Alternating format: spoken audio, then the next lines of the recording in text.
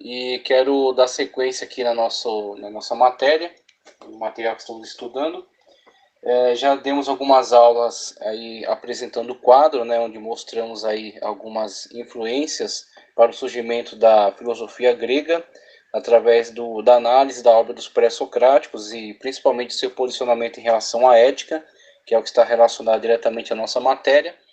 Também é uma aula que eu pretendo deixar para vocês com algumas leituras de textos que acredito que são bastante elucidativos em relação a isso que estão estudando, da filosofia e da ética grega, né, que se relaciona também diretamente com a nossa, falando aí sobre os pré-socráticos, como eu já abordei, sobre os sofistas, esses grandes acadêmicos, aí, esses grandes participantes aí do contexto da polis, né, da política, dos discursos que recebiam, né, para isso, estavam então sendo remunerados para ensinar a oratória, né, ensinar a retórica, regras aí de discurso, concatenação de ideias, a se expressar, a argumentar.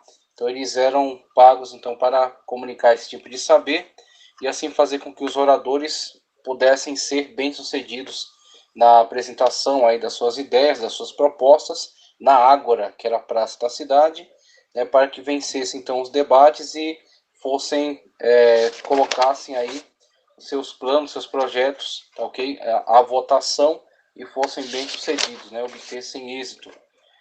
Nesse contexto da democracia grega, tá? Nesse contexto bastante peculiar, que é a democracia grega. E, paralelo a isso, também analisamos o surgimento de grandes nomes da filosofia, primeiramente com Sócrates, que causa uma grande transformação na ideia, né, do pensamento humano, na forma, né, de se desenvolver, as metodologias que ele desenvolveu, a chamada maiêutica, né, onde ele ia questionando e desenvolvendo uma espécie de uma dialética, né, onde havia tese, antítese e síntese, e com isso ele acabava trazendo muitas pessoas para a tentativa de contra-argumentar e de defender as suas ideias, as suas teorias, e muitas das vezes nessa tentativa acabava denunciando a incoerência dessas ideias, a insustentabilidade delas, e com isso Sócrates acabou atraindo muita contrariedade para o seu método, muitos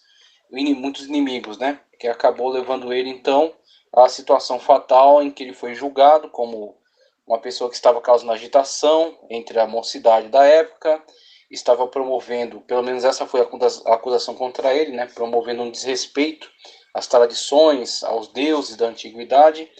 Então ele foi obrigado a tomar cicuta, né? Inclusive até muitos dos que o estavam julgando deram a oportunidade a ele escolher uma pena mais branda, ele até reconhecer que de fato havia cometido um equívoco e ser livrado daquela pena, mas ele, para manter coerência ao seu discurso, né, para não contrariar a sua proposta, ele decide então ir adiante, né, colocando aí como ou que eles perdoassem ou que eles invalidassem totalmente aquelas acusações, ou então ele se responsabilizaria aí pelos seus atos e manteria de pé então toda a sua fala, né, todo o seu discurso. Então Sócrates ele toma cicuta e esse juízo é em decorrência muito do seu posicionamento de questionador em relação a muitas das ideias que estavam presentes dentro da sociedade daquela época, ok? Então Sócrates que vai fundar uma importante escola que será dado a ela continuidade através de outros grandes nomes da história da filosofia, Platão, né, a ideia da metafísica, a utopia de Platão através da República, uma obra também muito importante que pretendemos fazer a leitura de um trecho onde no prefácio à obra República fazem um comentário muito interessante que nos esclarece o valor, a importância dessa obra, tá? Então esse vídeo vai ficar disponível aí para vocês com essas leituras que são relevantes. Então Sócrates, Platão e Aristóteles uma pessoa que valorizava muito a vida teórica e que também trabalhava com a questão da virtude, né? Então a busca pela virtude, e foi muito importante para o entendimento dos campos da ciência, né? Inclusive a divisão que temos em exata, biológica, tá ok? Humanas, exatas e biológicas. Vem aí, tem a sua origem, né? Nessas primeiras investigações do grande Aristóteles, tá certo? Do Aristóteles, aquele que foi inclusive preceptor, foi um grande professor de Alexandre o Grande, Alexandre Magno. Então temos essas grandes figuras no campo da filosofia que também falam acerca de ética e por isso são interessantes para o nosso estudo, porque em ética cristã temos então uma comparação, né, podemos fazer aí uma análise, né, em relação a toda essa construção histórica e perceber então de onde vêm as influências, né, inclusive algumas ideias que que estão em vigor, né, que são muito boas, que são válidas e que a ética cristã também lança um olhar sobre elas. Então, passando dessa época, a gente vai fechar com alguns textos que vão falar dos estoicos e dos epicureus, essa escola posterior a esses eventos, que já estão presentes na época de declínio, tanto do Império Macedônico e também do Império Romano, né? Quando o Império Romano toma todo o cenário, mas ele preserva muito da cultura grega, por reconhecer nela muita grandiosidade, né? Muita profundidade. Então, os romanos se interagem de uma forma muito intensa com a cultura grega, mas depois virá também o declínio, o grande Império Romano. Então, ficam de heranças culturais, principalmente a lei, tá certo? O sistema de leis do Império Romano, a Pax Romana, que foi muito importante para toda a civilização, principalmente para o mundo ocidental, tá ok? E a filosofia grega, que também estava presente aí dentro do Império Romano, principalmente através da figura das escolas dos estoicos e dos epicureus. Tá?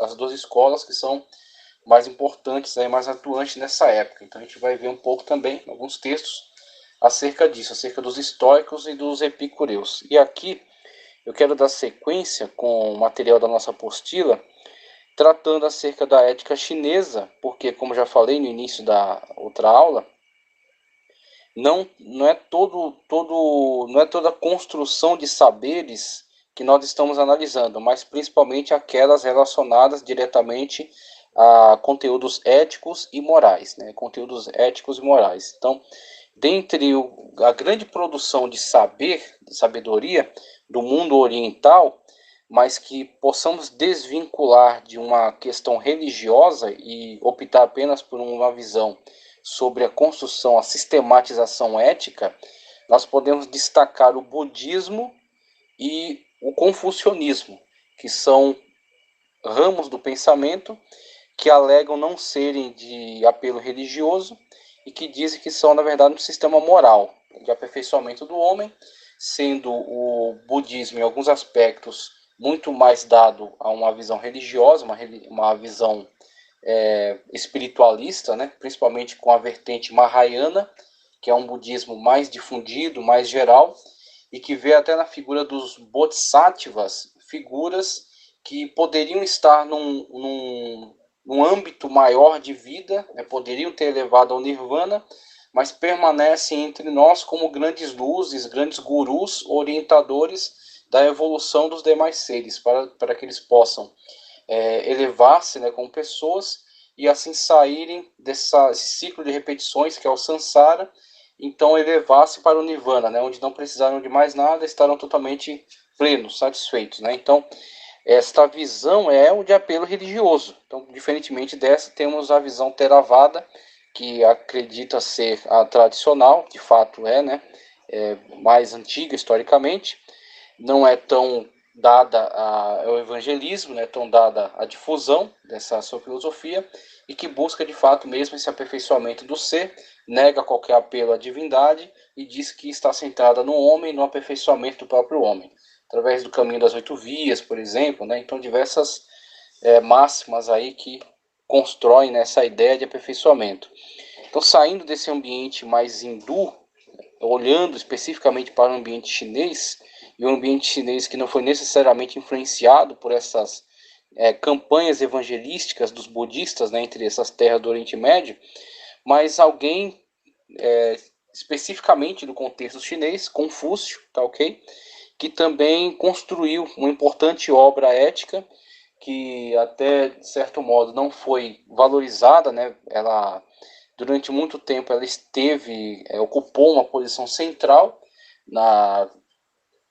no governo até e na sociedade, né, da China da época dele, mas que posteriormente, com a Revolução, foi tido como algo primitivo, né? Algo que foi totalmente desprezado, né? Então, depois da Revolução, com a mudança do governo, com a mudança, né, das ideias, o conhecimento produzido por Confúcio foi relegado ao esquecimento, mas existe ainda muitos que o respeitam, existem ainda muitos que resgatam, né, esta construção ética e moral de Confúcio e entendem que ele tenha sido de fato um bom padrão aí para a humanidade. Então, na apostila, ele traz um pouco de Confúcio, ele se dá aí a análise desse importante conteúdo. Aí eu quero trazer aqui o texto e também algumas máximas aí que estão presentes dentro aí dessa visão de Confúcio em relação à ética, tá ok? Veja só, Confúcio, estou na página 11 aqui. O grande valor da ética chinesa reside nos conceitos de Confúcio. Ele teve como objetivo reformar os costumes da época. Então temos aí alguém preocupado com as manifestações sociais que ele percebeu na época dele. Então ele entendeu que haviam situações, né, haviam construções da sociedade que eram prejudiciais, que estavam atrapalhando o progresso, estavam atrapalhando o desenvolvimento das pessoas, e com isso ele se propôs a ser um reformador, se propôs a ser um transformador desses hábitos sociais. E ele vai começar a delinear a sua proposta, né? Começar a tentar construir essa mudança. Veja só, acreditava que a degradação moral é que devia ter levado às guerras e à destruição. Então, ele via como reflexo desse mal, tá sendo reflexo dessa deturpação, desse defeito, ok? Na moralidade humana. Então, uma vez que o indivíduo está moralmente destruído, ele é moralmente incapaz, em decorrência disso, né, serão produzidas então essas guerras, essas destruições, essas revoluções que trazem então um grande retrocesso à sociedade vista por ele, da época dele. Então ele vai trabalhar em cima da pessoa, ele vai focar em cima do indivíduo, né? A transformação deste indivíduo para a melhoria da sua vida com reflexo na sociedade e seu tempo. Por isso chegou a estimular a prática da preservação dos rituais tradicionais chineses. Como é que ele lidava com isso? Então, em heresiologia, nós tratamos acerca dessas tradições. Existem a China é um continente à parte, né? Então a China durante muito tempo viveu de forma isolada em relação às demais sociedades do mundo. Eles alcançaram um grande nível, um alto nível de desenvolvimento e durante muito tempo eles não interagiram. Então o comércio demorou um pouco a ter abertura de interação, e quando teve abertura do comércio, não necessariamente teve abertura para a absorção de hábitos de outras sociedades. Então eles entendiam que de fato estavam num nível muito avançado e não precisavam então dessa interação. Mas com o passar do tempo você vê que Confúcio percebe uma degradação desta situação moral e começa a construir então esse retorno, né, essa valorização, essa transformação por meio também do resgate. Então não é apenas uma revolução visando algo diferente, como temos visto ser apresentado muitas das vezes na mídia da atualidade. Você tem que ser diferente, você precisa de algo diferente. Tudo bem, mas não necessariamente o diferente é melhor. Não necessariamente o diferente é justo ou é bom. Apenas é diferente. Então, muitas das vezes o que se incentiva é apenas a ideia de ser diferente e não de evolução. E é onde Confúcio diz: para trazer uma mudança para melhor nessa sociedade deste contexto, precisaremos, em alguma circunstância, resgatar algo que é antigo, estava legado às sociedades que estão no passado, mas que funcionava muito bem, que era bom, que atendia às necessidades. Então ele lida com essas tradições não necessariamente como alguém que é crédulo em relação a elas, alguém que crê nelas espiritualmente, vamos dizer assim, mas alguém que entende que elas são úteis, que elas vão se prestar a um importante serviço, né, de trazer um aperfeiçoamento, uma melhoria, uma transformação da sociedade na qual ele está inserido, na qual ele via defeitos, vícios muito graves. Então ele não vê nenhum problema para a melhoria dessa sociedade, para a mudança, né, dessas situações que eram prejudiciais, ele não vê nenhum problema em resgatar mesmo algumas tradições que eram antigas sim, mas que funcionaram e que poderiam voltar a funcionar na sociedade da época dele. Então, Confúcio lidou com a tradição chinesa nesse viés de enxergar nela algumas características que poderiam ser muito úteis mesmo para a época na qual ele estava vivendo. Então veja que Confúcio ele tem uma sacada muito inteligente, né, com isso aí, em relação a essa tratativa dele com esses elementos, né, os elementos da tradição antiga. Seu pensamento desenvolvido e aprofundado por inúmeros discípulos era racionalista e pragmático. Racionalista e pragmático. Então nós vimos aí nas correntes filosóficas já apresentadas, inclusive naquela que lidava com a filosofia não tanto no sentido do não buscando o bem, tanto no sentido como fim, tá ok? Essa ética voltada para o fim, para a virtude final, mas aquela ligada ao prazer, tá certo? Ou ao apetite, como foi colocado, e esta sendo vinculada a este aspecto do apetite numa perspectiva mais pragmática sobre a vida. Então, quando a gente fala, né, acerca do prazer ou acerca do apetite, e olha para a escola epicurista, por exemplo, né, que fala que o prazer que justifica, né, a ética, sempre tomando cuidado para não haver um juízo equivocado em relação a essa proposta, porque não é tanta questão de um prazer de degradação, mas é uma questão de que aquilo que funciona, ou aquilo que agrada, ou aquilo que satisfaz as necessidades as necessidades atuais do homem é aquilo que vai ser útil para a construção do seu padrão de moral, tá certo? E a sua ética vai ser fundamentada então nessa perspectiva, na perspectiva do pragmático. Então, o que é o pragmatismo? O pragmatismo é aquilo que funciona no plano prático. Se funcionou, está dando certo, então ela é verdadeira, ela é útil para construir as regras morais da atualidade e que não necessariamente serão verdade para o futuro. Então, a cada momento, a cada etapa, você vai reavaliando aquilo que atende às suas necessidades, aquilo que atende ao seu prazer, aquilo que te dá satisfação, tá certo? E aquilo que resolve as questões mais urgentes da vida. Então, aí entra também a questão utilitarista, aquilo que é útil. Agora, claro, existem momentos históricos em que se fizesse um apelo total ao pragmatismo ou ao utilitarismo, nós entraríamos então numa questão muito arriscada, muito perigosa e autodestrutiva, porque você tem muitas das vezes a ascensão de certas ideologias que são completamente equivocadas, que estão trazendo destruição à sociedade e que têm que ser refutadas em prol de uma ideia que seja universalmente válida, ok? E que não possa ser destruída, que não possa ser tocada.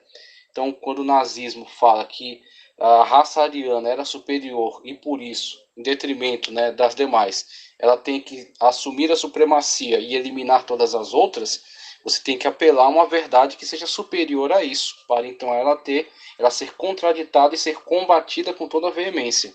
Então, veja, a vida humana é um valor muito maior do que certas ideologias políticas. É um bem alienável, inalienável, tá ok?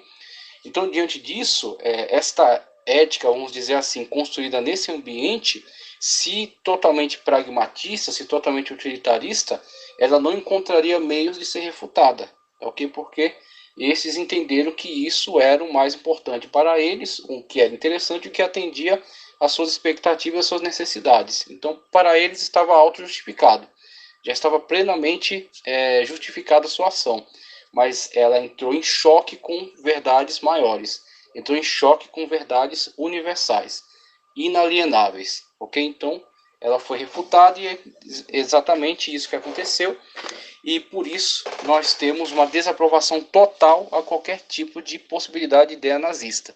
Qualquer pessoa ataca, né? A não ser alguns neonazistas que têm se alinhado a ela, mas que são uma minoria dentro de um mundo de pessoas que na verdade reprovam essas ideias, que são essas ideias totalmente equivocadas em relação ao ser humano. Então, aí onde você vê, nesse caso, no caso da forma como Confúcio está lidando com essa situação, ele está olhando para uma questão pragmática. Não estou dizendo que o pragmatismo é totalmente satânico, demoníaco, que você tem que se afastar disso. Eu estou dizendo que ele não responde a tudo. Mas em alguns momentos, todos nós somos pragmáticos. Por exemplo, na questão, eu preciso pagar as minhas contas. Então, o que eu tenho que fazer? Eu tenho que me deslocar da minha casa e buscar um emprego. Se eu não conseguir um emprego home office, né? Eu tenho que sair da minha casa e trabalhar. Tudo bem, só que você não vai conseguir se recolocar na mesma vaga ou no mesmo emprego, no mesmo tipo de função que você desempenhava. Então, o que você vai fazer? Você vai, mesmo em detrimento, né, daquilo que você entende ser o melhor para você, ou aquilo que te dá mais prazer, você aceita o emprego, talvez numa atividade não tão complexa quanto a que você desenvolvia e não tão bem remunerada, mas pelo menos te trará o sustento, né, te trará uma possibilidade de manter, né, a sua vida, pagar suas contas e atender suas necessidades mais urgentes. Então, isso é uma visão pragmática, utilitarista. Você viu aquilo que resolve o problema, você viu aquilo que atende à necessidade urgente.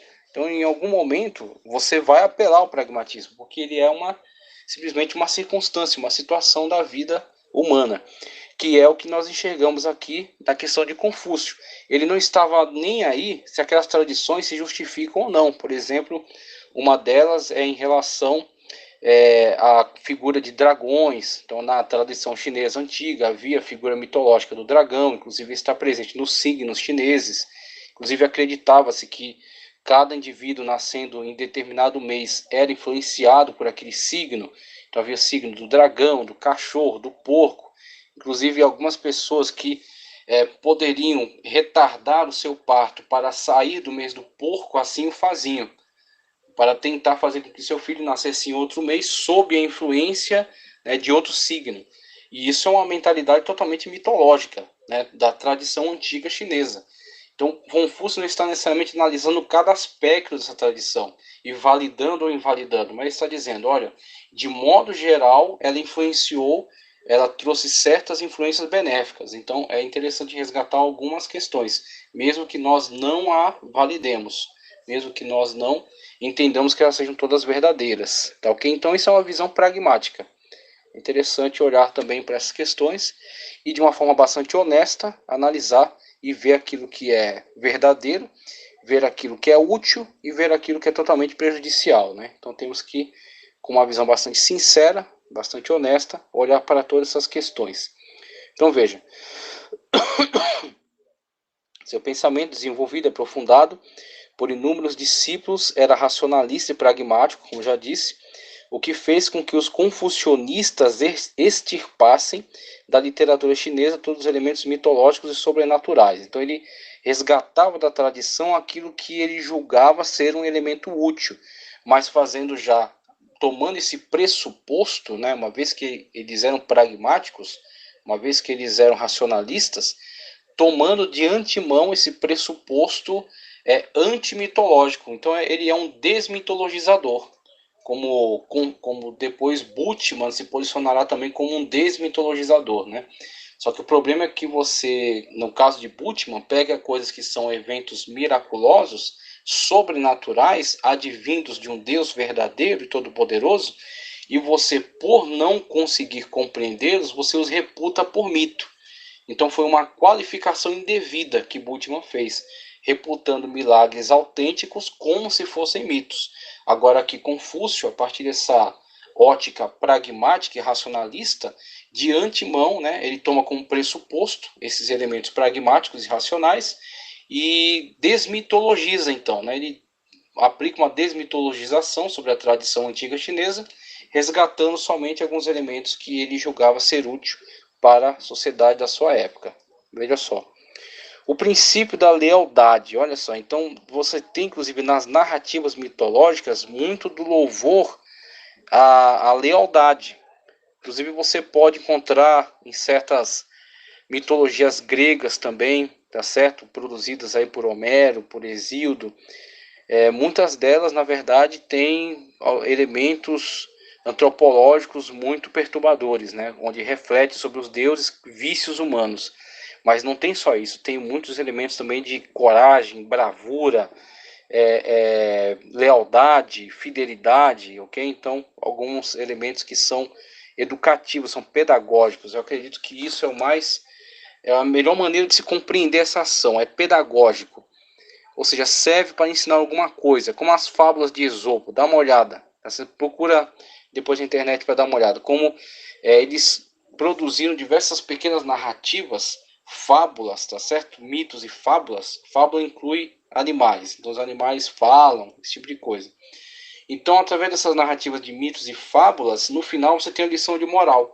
Então, o grande objetivo é a lição de moral. Aquele animal, ou aquela pessoa, ou aquela narrativa curta, ela foi construída artificialmente visando a lição de moral. A lição de moral é aquilo que vai trazer, então, um conteúdo pedagógico, tá certo? Vai educar, vai ensinar, vai valorizar certos aspectos da vida, vai criticar outros, tá certo? Vai desincentivar certas ações. Então é isso que é útil, é isso que é aproveitável, é esse que é o objetivo final da sua obra, tá certo? Do resgate que ele está fazendo, então, dessas tradições. Há uma lealdade que o filho deve ao pai e uma que os súditos devem ao soberano. Ele está trabalhando sistemicamente. Ele entende, ele acredita nisso piamente. Ele acredita mesmo que a degradação geral que ele está vendo da sociedade e esta multiplicação de destruição e de guerras advém de um problema no indivíduo.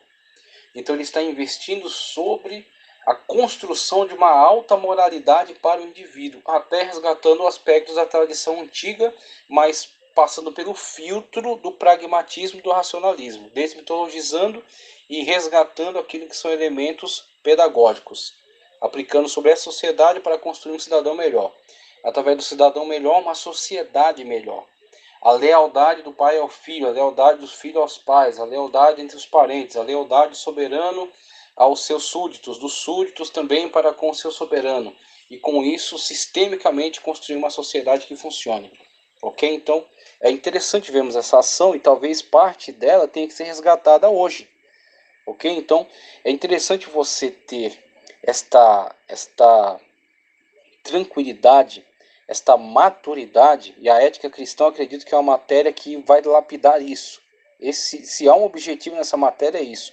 É fazer com que os cristãos saiam da imaturidade, da infantilidade, deixem de ser neófitos, talvez algum aspecto ainda do seu pensamento esteja nesta fase, né, de ser um neófito ainda, eles saiam dessa imaturidade, passem a agir com maturidade e com honestidade em relação às informações. Então, se você vê algo, mas não foi um apóstolo, não foi um profeta, não interessa, mas se aquela pessoa, mesmo estando presente no mundo fora, né, do âmbito do evangelho ou âmbito bíblico, mas se ele fez algo certo, independentemente de todo o seu histórico, você tem que reconhecer aquilo que é certo. Então, se está certo aqui ou ali, ou hoje, ou ontem, ou amanhã, está certo, está correto, ok? Então não tem que degradar, não tem que destruir aquele ato só porque não adveio de um personagem bíblico. Veio de uma outra pessoa histórica, veio de um pensador antigo, de Confúcio, por exemplo. Mas se é bom, se é útil, se é verdadeiro, se não entra em contradição com a Sagrada Escritura, que é a sua regra de fé e conduta, ok? Que é o seu padrão, é o seu cânon. Então veja, a Bíblia Sagrada é um cânon, é uma vara de medir. E através dela você mede todas as coisas, inclusive aquilo que Paulo deixa muito claro, o espiritual a todos discerne. Então, para você chegar a esse nível de ser espiritual, você tem que parar de agir pelos impulsos carnais. Os impulsos da carne é que incentivam essas atitudes de inveja, né, de insegurança, que te instigam a mentir, te instigam a destruir, às vezes, obras que são boas, são verdadeiras. Então você tem que ultrapassar esse âmbito da carne, dos impulsos carnais, irracionais, animais, né? E você tem que avançar para um nível de espiritualidade no qual você é capacitado a julgar todas as coisas. O espiritual julga todas as coisas, discerne tudo. E de ninguém é discernido, porque ele não é plenamente compreendido no ambiente em que ele está, porque muitas das vezes está num nível além. Então ele está em contradição até com o ambiente no qual está inserido. Mas isso não é estranho à vida dele, porque Cristo disse que ele tem que ser luz em meio às trevas. Então a luz ele está em contradição com as trevas. Não podem entrar em comunhão. Onde é acesa a luz, as trevas são dissipadas. Então há aí uma contradição óbvia. Então o espiritual ele está nesse estado de contradição em relação ao seu ambiente. E ele tem essa capacidade de discernimento. Então ele olha, por exemplo, essa frase de Buda, tá ok. Não estou validando toda a vida de Buda, toda a doutrina de Buda, mas talvez essa frase esteja certa. Essa frase de Gandhi, aí você vai analisar e vai ver a luz da verdade na qual você está. Então, Cristo é o caminho, a verdade e a vida. Você tem um encontro com Cristo, você tem um encontro com a verdade. A partir da verdade que é Cristo, você tem condições de analisar todas essas coisas. Aí você diz, olha, este aspecto é verdadeiro. Mesmo que ele não valide todos os outros, mas isto aqui é verdade. Saindo da boca de quem sair. É verdade. Então aí é isso que olhamos para tudo de Confúcio e muitas das vezes entendemos que algumas coisas precisam ser resgatadas, como por exemplo esse investimento sobre o desenvolvimento do indivíduo e isso como um reflexo para a sociedade. Aí a igreja ela não precisa resgatar tradicionalismo caduco, como Confúcio teve que fazer, teve que cavar no meio desse tradicionalismo antigo que ele mesmo não acreditava e pensar dali coisas que ele acreditava serem de elemento pedagógico para aplicar novamente à sociedade e com isso tentar a evolução dela, né? Tentar a melhoria. Você tem algo muito mais importante nas mãos do que Confúcio teve, você tem a Sagrada Escritura. Então a aplicação da Sagrada Escritura sobre o indivíduo para o seu aperfeiçoamento vai trazer como resultado o reflexo na sociedade. Agora, isso muitas das vezes não é feito. A igreja prefere se distrair com infantilidades, né? Se prefere se distrair com bobagens, com intrigas pessoais, com politicagem, tá certo? Com palhaçada, e ela esquece do desenvolvimento das pessoas. Ser um filho melhor, ser um pai melhor, ser uma mãe melhor, ser um obreiro melhor, ser um pastor melhor, desenvolver as pessoas e, como reflexo, elas terem uma ação mais correta, uma ação cristocêntrica, né? Demonstrarem Cristo na sua ação e influenciarem assim aqueles que estão à sua volta e a sociedade como um todo. Essa é a igreja que revolucionou o mundo e que está perdendo suas características para uma imaturidade, uma infantilidade, né? O Paulo disse: aqueles que esperam em Cristo somente para essa vida são os mais miseráveis dos homens. Então ele vê, olha, a pessoa em contato com Cristo poderia ser uma nova criatura e poderia ser uma pessoa que revoluciona, transforma o mundo para melhor, mas ela prefere olhar para Cristo somente para as coisas desta vida. Ou seja, ele quer que Cristo cure sua pereba, lhe dê dinheiro, lhe faça, né, seja seu amiguinho, lhe faça feliz, é uma felicidade ilusória, né? Só que ele não aceita que Cristo transforme a sua vida e mude ele e faça ele nova criatura e faça com que ele influencie as demais também a olhar para ele e ver ele como referência. Então, ele olha para Cristo somente para as coisas desta vida. Ele não busca em Cristo aquilo que ele tem de muito melhor, que é aceitá-lo, recebê-lo como Deus e refletir a pessoa de Cristo através da sua própria vida. Então Paulo diz, estes são os mais miseráveis dos homens. Infelizmente, essas pessoas têm se multiplicado, né? E com isso você vê uma igreja que não tem gerado o impacto que ela poderia gerar, não dando o resultado que ela poderia dar, tá ok? Então tem que olhar e tem que ter essa maturidade para olhar todos esses exemplos aqui e julgar dentre eles aquilo que é útil, aquilo que é verdadeiro e aquilo que é falso. Veja só. Então, continuando, o mesmo raciocínio serve para as relações entre o rei e os súditos. É isso que essa pegada que Confúcio teve. Justiça, benevolência, lealdade são princípios mais importantes e a base do comportamento correto, tanto no nível individual quanto no nível político, segundo o confucionismo. A necessidade da comunicação de um bom caráter ocupa a posição central dos ensinos de Confúcio. Primeiramente, o homem deve estabelecer seu próprio bom caráter e então deve transmitir os seus princípios a seu semelhante. É uma visão pragmática e racionalista sobre esses aspectos. É um cálculo que está fazendo aqui. não é nem uma questão de uma revelação divina, não é nem a questão de uma inspiração sobrenatural, é um cálculo frio. Simplesmente, se você construir um homem bom com essas boas características, você terá uma sociedade avançada. Você terá uma sociedade que funciona, um sistema perfeito. Este homem conseguiu enxergar isso.